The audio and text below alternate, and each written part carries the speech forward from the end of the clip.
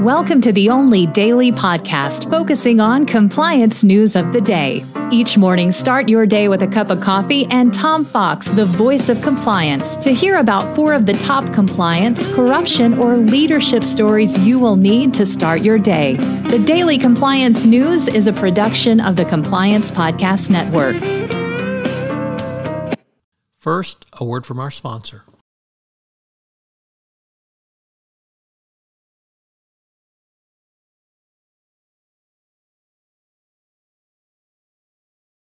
The Daily Compliance News for December 23, 2022. It's Lonely at the Top edition. And we begin with that story from New York Times Deal Book as SBF, yes, Sam Bankman-Fried, FTX's co-founder, finds himself increasingly alone.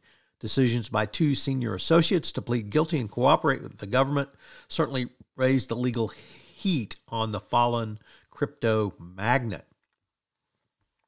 Both Gary Wang, an XTF founder, and Carolyn Ellison, who ran FTX's trading affiliate, have pled guilty and are cooperating. These could spur more high-ranking FTX execs to strike a deal.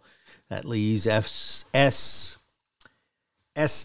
himself, who is extradited to the United States, in more legal jeopardy than ever. Next up, from the Wall Street Journal, Tesla, GM, and a host of car makers are facing Senate inquiry into possible links to Uyghur forced labor. The Senate Finance Committee is opening an investigation asking chief executives to provide detailed information on their supply chains to help determine any links to Xinjiang. And the U.S., of course, bans imports from that region under the Uyghur Forced Labor Act, with the burden of proof on the company to show they are not using anything from forced labor in that province. So it's going to be interesting to see if they can comply. Next up, the Justin Bieber, rarely a subject for the Daily Compliance News, yet, as reported by the BBC, he has axed or had his H&M Hearts and Marks collection axed after he called the collection trash.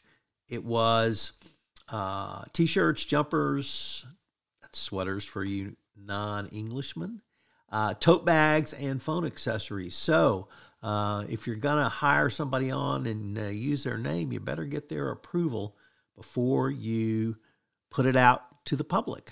And a final story comes to us from the Financial Times, and it takes a look back at the year in cryptocurrency with the intriguing title, What This Year in Crypto Has Taught Us. Well, what has it taught us?